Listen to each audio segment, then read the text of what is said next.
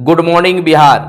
नमस्कार, मैं हूं सुनील बॉबी और आप इस समय देख रहे हैं अपना खास कार्यक्रम बिहार समाचार, जहां बातें करते हैं बिहार की, खबरें होती है बिहार की खबरों के साथ साथ देश दुनिया में क्या कुछ चल रहा है तमाम खबरों से हम आपको कराते हैं अपडेट। बिहार में शिक्षा रोजगार का क्या है हाल और गांव की सरकार को लेकर क्या कर रही है बिहार सरकार, तमाम खबरों से हम आपको कराते हैं अपडेट। बिहार में आंगनबाड़ी सेविका, सहायिका और वार्ड सदस्य, मुखिया जी, सरपंच साहब के लिए क्या आई है बड़ी खबर, और बिहार के नियोजित शिक्षकों की सक्षमता परीक्षा का क्या होगा हाल, और बिहार के अपर मुख्य सचिव के पाठक ने क्या दिया है खास दिशा निर्देश। तमाम खबरों से हम आपको कराएंगे अपडेट, लेकिन उससे पहले हम आपको मौसम की खबर बता दें कि बिहार में अभी सताएगी ठंड, 2-3 डिग्री और गिरेगा टेम्परेचर। राजधानी सहित पूरे प्रदेश में 23 तक कनकनी बढ़ने के आसार। यानी बता दें कि राजधानी पटना समेत प्रदेश में बर्फीली पछुआ हवा का प्रभाव 23 जनवरी तक जारी रहेगा। इस दौरान ठंड में वृद्धि होने के साथ घना कोहरा व शीत दिवस की चपेट में राजधानी समेत प्रदेश के अधिसंख्य जिले रहेंगे। ठंड व घने कोहरे से अभी राहत के आसार नहीं है। वहीं 48 घंटे के दौरान न्यूनतम तापमान में 2 से 4 डिग्री की वृद्धि होने के साथ ठंड में तेजी आएगी। मौसम विभाग की ओर से 19 से 24 जनवरी तक प्रदेश भर में शीत दिवस को लेकर चेतावनी जारी की गई है। पटना सहित गया, डेहरी, बक्सर, औरंगाबाद, जेरादेई, कैमूर, मोतिहारी, छपरा, फारबिसगंज को बीते शीत दिवस की चपेट में रहे। वहीं पूर्णिया में बहुत घना कोहरा और पटना सहित अन्य जिलों में मध्यम दर्जे का कोहरा छाए रहा। वहीं आपको बता दें कि बिहार शिक्षा विभाग के अपर मुख्य सचिव का एक बड़ा पत्र जारी हुआ है, बड़ा निर्देश जारी हुआ है। उन्होंने कहा है कि आखिर बात बात में स्कूल बंद करने की परंपरा बंद होनी चाहिए। अगर धारा 144 यानी कि सर्दी का सितम बिहार में अगर जारी है, ठंड बढ़ी है और धारा 144 के तहत विद्यालय बंद कर रहे हैं, तो उसके तहत अन्य चीज भी बंद होना चाहिए, जैसे कोचिंग संस्थान, ट्यूशन सेंटर और मॉल, सिनेमा हॉल, दुकानें भी बंद होनी चाहिए। बहुत बड़े एक बात को ला दिया गया है, खास ला दिया गया है कि आखिर किस प्रकार से। यानी कि आपको बता दें कि बिहार के अपर मुख्य सचिव के रूप में के पाठक ने एक बार फिर से अपना पदभार संभाल लिया है, काम संभाल लिया है, और पदभार संभालते ही एक बड़ा पत्र जारी कर दिया है, एक बड़ा आदेश जारी कर दिया है कि बिना शिक्षा विभाग के आदेश के बिना समय का चेंजिंग नहीं करें। अगर वैसा हो तो पहले शिक्षा विभाग से आदेश ले लें, बात कर लें, विचार कर लें, उसके बाद ही स्कूल की टाइमिंग में परिवर्तन करें। उन्होंने बताया है कि 9 से 5 बिहार के स्कूलों का टाइमिंग है, उसमें कोई चेंज नहीं करें। चेंज करने की आवश्यकता भी होती है तो पहले शिक्षा विभाग से आप परामर्श ले लें, आदेश ले लें, यानी पूर्व में आदेश ले ले। और उन्होंने शीतलहर की छुट्टी को लेकर कहा है कि आखिरकार जब शीतलहर को देखते हुए, ठंड को देखते हुए धारा 144 के तहत विद्यालय बंद किए गए हैं, तो धारा 144 के नियमों का भी पालन होना चाहिए। सिनेमा हॉल, मॉल और दुकानें, शिक्षण संस्थान, तमाम शिक्षण संस्थान यानी कोचिंग और ट्यूशन सेंटर भी बंद होनी चाहिए। लेकिन इसी बीच गया और अन्य एक जिले से यह खबर निकल कर आई है कि छुट्टी जो है 24 तक बढ़ा दी गई है। तो अब देखिए कि इस पर क्या कुछ एक्शन होता है। लेकिन एक बार फिर से के पाठक अपने एक्शन में नजर आ रहे हैं। अब यह देखना यह होगा कि बिहार के नियोजित शिक्षक जो इस आस में बैठे हुए थे कि शायद के पाठक लौटेंगे तो हमारी भी सक्षमता परीक्षा उसी रफ्तार से हो जाएगी जिस प्रकार से बीपीएससी की परीक्षा और ज्वाइनिंग हुई। अब देखिए के पाठक के आते ही जो दूसरे शिक्षक बहाली, दूसरे चरण के शिक्षक बहाली को लेकर जो कार्य हो रहे थे उसमें शिथिलता पड़ गई थी। लेकिन इनके आने के बाद अब आस लगाया जा रहा है, वो आस क्या, कार्य भी शुरू हो गया। के पाठक के पदभार संभालते ही अब स्कूल आवंटन का कार्य में भी तेजी आ गया है। अब जल्द ही सभी शिक्षकों को उनका स्कूल आवंटित हो जाएगा। एक बात तो है कि के पाठक के पदभार में रहते हुए, अपर मुख्य सचिव के रहते हुए कामों की रफ्तार तेज हो जाती है, इसमें कोई कोताही नहीं बरती जाती है। तो इसकी भी चर्चा शिक्षा विभाग में और अन्य जगहों में, अभिभावकों में और अन्य लोगों में भी बना रहता है और बना हुआ है। वहीं अब आपको बता दें जॉब्स को लेकर कि रेलवे में 5,696 सहायक लोको पायलट की भर्ती होगी। कल से शुरू होगी आवेदन की प्रक्रिया, यानी कि आज से ही आवेदन की प्रक्रिया शुरू हो जाएगी।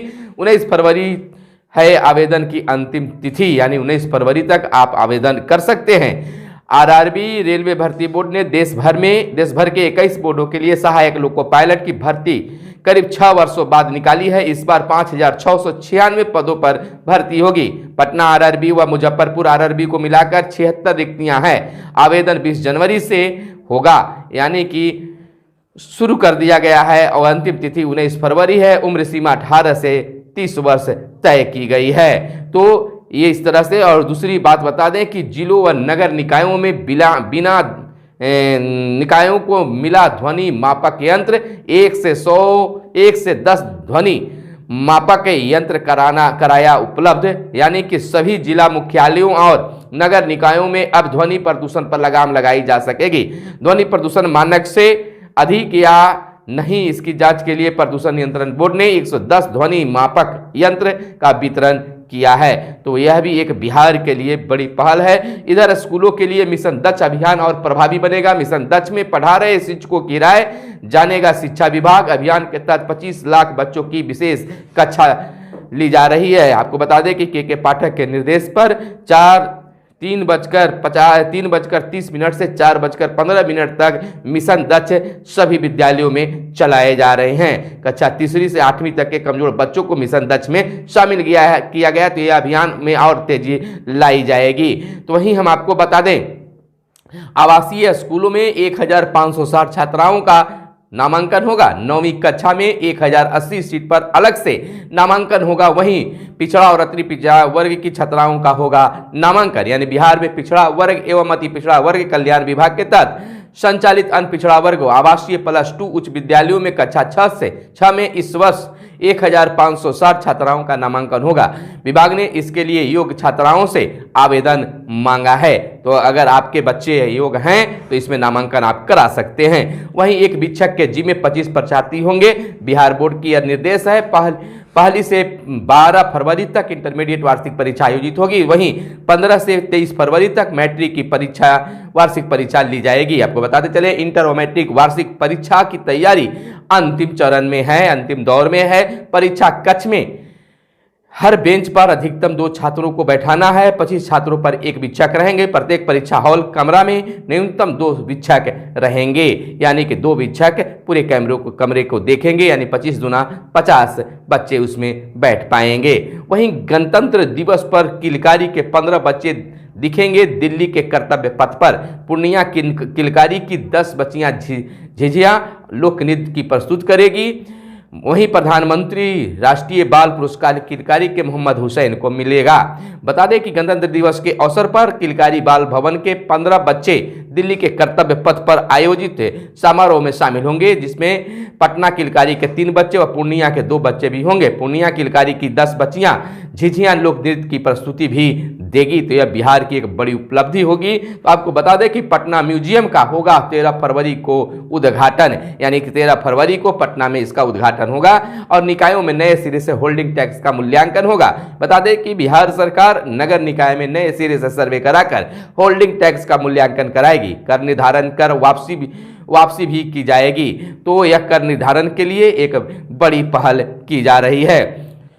तो वहीं 28 फरवरी से मध्यमा की परीक्षा होगी। बिहार संस्कृत शिक्षा बोर्ड के मध्यमा परीक्षा 2024 की तिथि जारी कर दी गई है। मध्यमा परीक्षा 28 फरवरी से 2 मार्च तक होगी। परीक्षा 2 पालियों में ली जाएगी। प्रथम पाली की परीक्षा सुबह 9:45 से दोपहर 1 बजे तक और दूसरी पाली की परीक्षा दोपहर 1:45 से शाम 5 बजे तक संचालित होगी। तो यह मध्यमा के विद्यार्थियों के लिए यह सूची जारी कर दी गई, तिथि जारी कर दी गई है। वहीं लालू और तेजस्वी से सीएम नीतीश ने की मुलाकात। उसके बाद राजनीति की धमाचौकड़ी शुरू हो गई है। राजनीतिक क्यास लगाए जा रहे हैं। वही हम आपको बता दें कि बिहार में इन दिनों चर्चा है कि बस 22 के बाद कभी भी नीतीश कुमार भाजपा के साथ मिलेंगे, यहां सत्ता परिवर्तन होगा, महागठबंधन की सरकार नहीं होगी। लेकिन वक्त गवाह होगा कि 22 फरवरी के बाद क्या कुछ होगा। लेकिन इन दिनों राजनीतिक सरगर्मी तेज है, लोग अपने अपने बयान दे रहे हैं, अपने अपने आकलन बता रहे हैं, अपने अपने चर्चा कर रहे हैं। वहीं नीतीश कुमार ने अति पिछड़ों को राजनीति से जोड़ने का ऐतिहासिक काम किया है।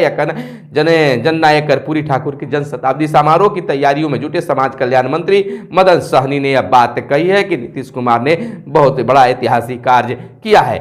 वहीं अशोक चौधरी ने कहा कि मंदिर मस्जिद के नाम पर जनता में भ्रम फैला रही है भाजपा। जदयू के वरिष्ठ नेता और भवन निर्माण मंत्री अशोक चौधरी ने बीते दिन कहा है कि भाजपा के लोग मंदिर मस्जिद के नाम पर भ्रम फैला रहे हैं। जिस तरह भाजपा द्वारा भ्रम फैलाया जा रहा है उसे ध्यान में रख हमें भी अपनी तैयारी को मजबूत रखना है। जदयू के एनडीए के साथ जाने के सवाल पर उन्होंने कहा कि हम लोगों ने इस तरह का कोई प्रस्ताव अमित शाह को नहीं दिया है, लेकिन यह चर्चा खूब चल रही है कि अमित शाह से नीतीश कुमार की बातें हुई है और कभी भी वह भाजपा में जा सकते हैं, आम चर्चा बनी हुई है। इधर राष्ट्रीय स्वास्थ्य मिशन के कर्मियों को मानदेय बढ़ेगा। आपको बताते चले कि राष्ट्रीय स्वास्थ्य मिशन NHM के तहत संविदा पर काम करने वाले कर्मियों का मानदेय बढ़ेगा। बीते दिन विकास आयुक्त विवेक कुमार सिंह की अध्यक्षता में राज्य स्वास्थ्य समिति की शासी निकाय की बैठक में इस पर सहमति बनी है। आपको बताते चले कि शासी निकाय में यह निर्णय लिया गया है कि अब राष्ट्रीय स्वास्थ्य मिशन के तहत काम करने वाले किसी भी संविदा कर्मी का बेसिक मानदेय 15,000 से कम नहीं होगा। संविदा कर्मियों के मानदेय में 10 से 25% तक की वृद्धि संभावित है, तो यह इनके लिए एक बड़ी खुशखबरी है। और इधर ईडी ने लालू और तेजस्वी को थमाया नोटिस, यानी लालू प्रसाद को 29 और तेजस्वी को 30 जनवरी को पूछताछ के लिए दिल्ली बुलाया गया है। जमीन के बदले नौकरी मामले में आना है राउज मेंस कोर्ट का फैसला। आपको बता दें कि 29 और 30 जनवरी को देनी होगी इन दोनों नेताओं को उपस्थिति, यानी लालू प्रसाद और तेजस्वी यादव को। पिछली पूछताछ में नहीं उपस्थित हुए थे पिता और पुत्र। राबड़ी आवास पहुंचे ईडी के अधिकारी। तो इस तरह से लालू प्रसाद यादव और बिहार के उप मुख्यमंत्री तेजस्वी प्रसाद यादव को ईडी के सामने उपस्थित होना है। वहीं राजधानी के 51 मंदिरों में प्राण प्रतिष्ठा का लाइव टेलीकास्ट होगा। नेपाली नगर से राजवंशी नगर तक निकलेगी भव्य शोभा यात्रा। बता दें कि 201 मंदिरों में भजन कीर्तन और दीपोत्सव का आयोजन होगा। मंदिर परिसर में सुबह से पूजा होगा और होगा भजन, शाम में दीपोत्सव कराया जाएगा। यह आकर्षण का केंद्र होगा। पटन देवी में भी पूरी तैयारी की जा रही है। अयोध्या में श्री राम मंदिर के प्राण प्रतिष्ठा समारोह में दिन सोमवार को राजधानी के 201 मंदिरों में भजन कीर्तन और दीपोत्सव का आयोजन किया जाएगा। श्री महाशिवरात्रि महोत्सव शोभा यात्रा अभिनंदन समिति ने इस दौरान शोभा यात्रा, अष्टयाम हनुमान चालीसा का सामूहिक पाठ भंडारा और प्रसाद वितरण की व्यवस्था की है। मुख्य आयोजन खाजपुरा स्थित शिव मंदिर में होगा। दरोगा प्रसाद राय पथ स्थित पंच मंदिर में शुक्रवार को आयोजित प्रेस वार्ता में समिति के अध्यक्ष विधायक डॉक्टर संजीव चौरसिया ने बताया कि कार्यक्रम के प्रचार प्रसार का जन जागरूकता के लिए 2 रथ पूरे इलाके में भ्रमण कर रहे हैं। वहीं हम आपको बता दें कि लाइव टेलीकास्ट भी दिखाया जाएगा। इधर चांद पर उतरा जापान का मून मिशन स्नाइपर। आपको बता दें जापान मून मिशन स्पाइनपर ने चांद पर लैंडिंग कर ली है। हालांकि अब तक यह नहीं बताया गया है कि यह लैंडिंग सॉफ्ट रही या हार्ड। इसके अलावा जाक्या को बेसब्री से स्पाइपर से सिग्नल मिलने का इंतजार है। तो अब देखना यह होगा कि इसमें क्या और बदलाव होते हैं। तो वहीं वोटर लिस्ट से कट रहे मतदाताओं के नाम राजद पहुंचा चुनाव आयोग, यानी कि विधानसभा चुनाव 2020 में राष्ट्रीय जनता दल ने जिस सीटों पर भारतीय जनता पार्टी के प्रतिद्वंदी से बढ़त बनाई, उन पर विधानसभा क्षेत्र की वोटर लिस्ट से मतदाताओं के नाम काटे जा रहे हैं। कुछ ऐसी ही शिकायत लेकर बीते दिन राजद नेताओं ने राज्य के मुख्य निर्वाचन पदाधिकारी HR श्रीनिवासन से भेंट की और शिकायत दर्ज कराई है। इस पर जांच चल रही है। इधर JP नड्डा 30 को कटिहार से करेंगे चुनाव प्रचार का बिहार में श्री गणेश, यानी बिहार की लोकसभा चुनाव प्रचार का श्री गणेश करने 30 जनवरी को भाजपा के राष्ट्रीय अध्यक्ष JP नड्डा कटिहार आएंगे। वहीं प्रधानमंत्री नरेंद्र मोदी की बिहार में 27 जनवरी को बेतिया एवं झारखंड के धन्यवाद में होने वाली सभा स्थगित हो गई है। तो अब श्री गणेश लोकसभा चुनाव की प्रचार का होना अब शुरू हो जाएगा।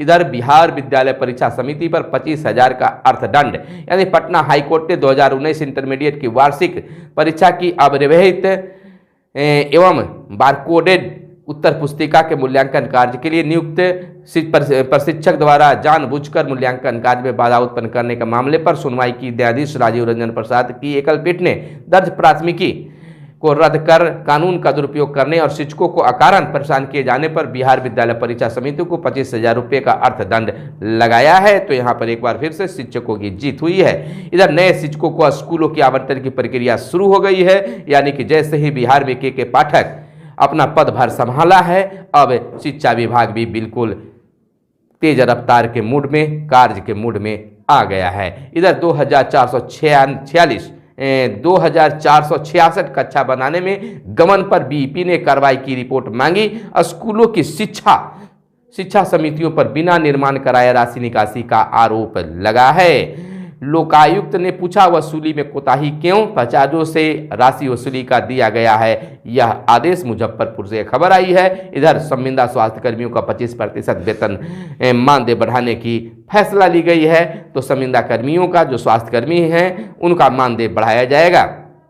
इधर हम आपको बता दें कि बिहार में वार्ड सदस्य और मुखिया सरपंच के जो कार्य हैं उन पर भी सरकार विचार कर रही है और बहुत जल्दी है नल जल का काम भी शुरू हो जाएगा, जो वार्ड सदस्य भी देखरेख करेंगे और जो एजेंसियां हैं उनसे भी सहयोग लिया जाएगा। मुखिया जी को भी खास अधिकार मिलने जा रहा है। आंगनबाड़ी सेविका और सहायिका की जो मैटर है, मानदेय भत्ता को लेकर जो कम बढ़ाया गया है, उस पर भी सरकार एक बार पुनः विचार करने के मूड में है। तो यह थी आज की खास प्रमुख खबरें जो आपके लिए काम की खबरें हो सकती है। कैमरे के पीछे है मिस्टर साहिल। धन्यवाद। जय हिंद, जय भारत, वंदे मातरम।